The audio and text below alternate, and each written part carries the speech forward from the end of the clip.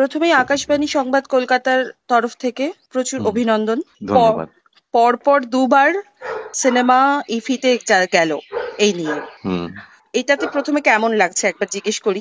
পরপর দুবার কনজিকিউটিভ, গতবার 24-এও গেছিল, 25-এও এবার পক্ষীরাজের ডিম নিয়ে। তো সেটা একটা রেয়ার সাইট, সেটা হয়তো আমি জানি না, মানে সেটা হয়তো হয়েছে বলে ভালোই লেগেছে খুবই। কিন্তু পরপর দুবারের থেকে আমার অনেক মানে বেশি আনন্দের কারণটা হচ্ছে যে ছবিটা পক্ষীরাজের ডিম, এই ছবিটা আমার রেনবো জেলির সিকুয়াল, কেমন?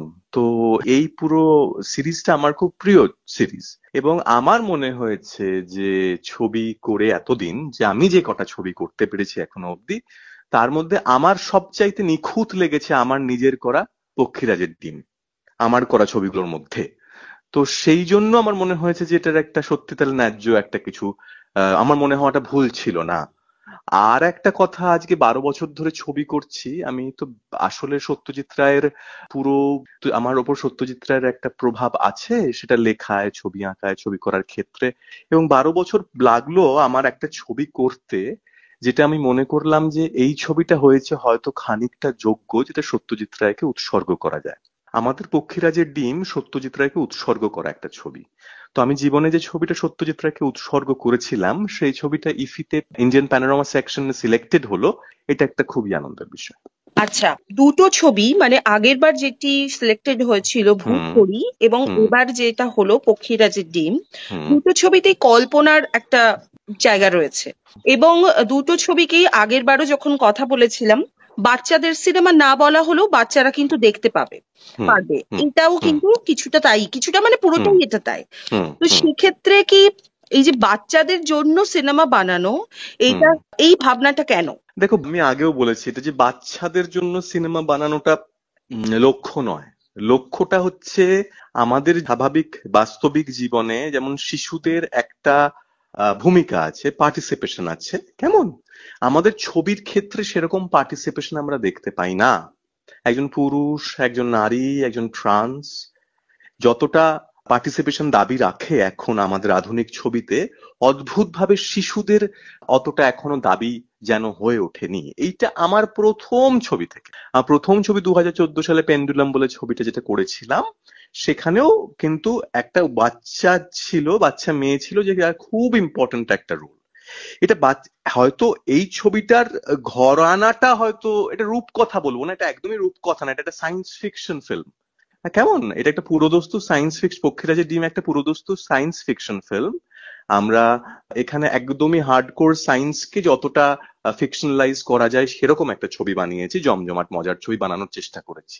কিন্তু বাচ্চাদের ছবির নয়, কারণ এখানে অনেক বহু বহু কথা আছে, যেটা যেই বাচ্চাটা এখন দেখছে ছবিটা, সে যখন বড় হবেন এবং তিনি যখন আবার দেখবেন ছবিটা, তিনি হয়তো নতুন করে অনেক কিছু আবিষ্কার করবেন ছবিটা।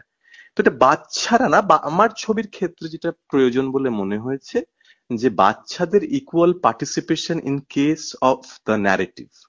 মানে কল্পনার জগৎ রয়েছে কিন্তু বাচ্চাও রয়েছে, কিন্তু সেটা বাচ্চাদের পার্টিসিপেশনটাই মেইন এখানে তুলে ধরা আর কি। তো আমি আরো একটা জিনিস বলতে চাইবো, আমাদের ভীষণ যে সিনেমাগুলো আমরা দেখছি ইদানিং যুগের, সেই সিনেমাগুলোতে শুধুই মানে বড়দের সমস্যা, বড়দের বিভিন্ন রকম ব্যাপার তুলে ধরা হচ্ছে, কিন্তু সেক্ষেত্রে তোমার সিনেমাগুলো বরাবরই একটু আলাদা। তো মানে আমি কি বলছি, ধরো মানে কেন বলছি বাচ্চাদের ছবি আর বড়দের ছবির কথা বলছি, যদিও লোকে বলবে না যে বড়দের ছবি, কিন্তু সত্যজিৎ রায় যখন বানিয়েছিলেন গুপি গাইন বাঘা বাইন, উনি নিজে মুখে বা বহু ইন্টারভিউতে বলেছেন যে আমি মূলত বাচ্চাদের কথা ভেবেই মাথায় রেখে এই ছবি বানিয়েছি, কেমন?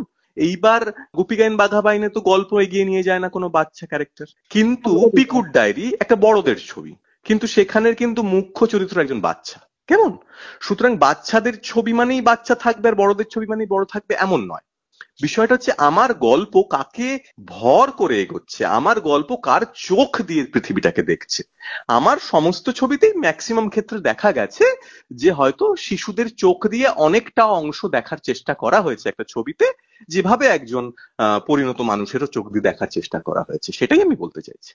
আচ্ছা, আর এই ফেস্টিভ্যালে কবে দেখানো হবে? এটা দেখানো হবে 26 তারিখ, 9:30, সকাল 9:30। আচ্ছা, তাহলে আমাদের তরফ থেকে অনেক অভিনন্দন থাকলো, যাতে ধন্যবাদ ওখানে ধন্যবাদ। যারা দেখতে যাবে তারাও যেন একই রকম ভাবে সিনেমাটাকে গ্রহণ করে এবং ভালো ফিডব্যাক দেয়। আর ভবিষ্যতের জন্য অনেক অভিনন্দন থাকলো। Thank you so much.